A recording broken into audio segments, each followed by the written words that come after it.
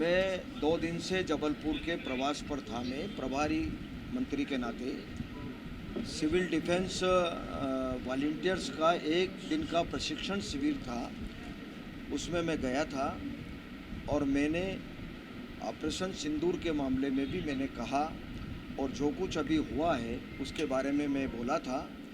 और मैंने ये कहा था कि देश की सेना ने जो काम किया है ऑपरेशन सिंदूर में, उसकी जितनी सराहना की जाए उतनी कम है।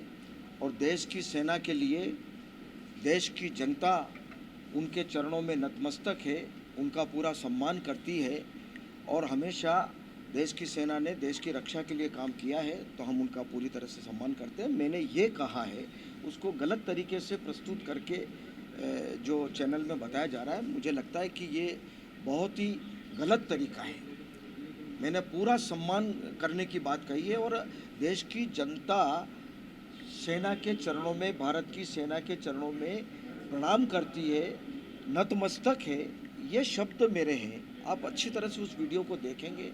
मेरी भावना ये है, अब उसको गलत तरीके से टर्न दे करके जो कहा जा रहा है वो बिल्कुल गलत है। अब मुझे लगता है साजिश ही है, या तो साजिश है और या विचलित हो रहे।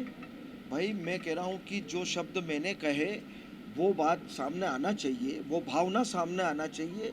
किसी की भावना को गलत तरीके से प्रस्तुत आप करोगे तो ये बिल्कुल ही गलत होगा, ये न्याय नहीं होगा, ये अन्याय है वास्तव में। ये गलत तरीके से प्रस्तुत किया गया।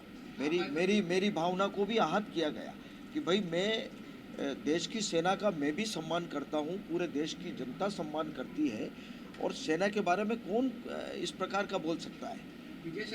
अब वो निर्णय हो चुका है, वो कोर्ट न्यायालय ने अपने जो आदेश किया, न्यायालय के आदेश का पालन कर दिया। बाकी निर्णय शीर्ष नेतृत्व लेगा।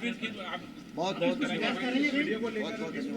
अब मुझे लगता है कि जो लोग इस प्रकार का चला रहे हैं, निर्णय ये चलाए हैं।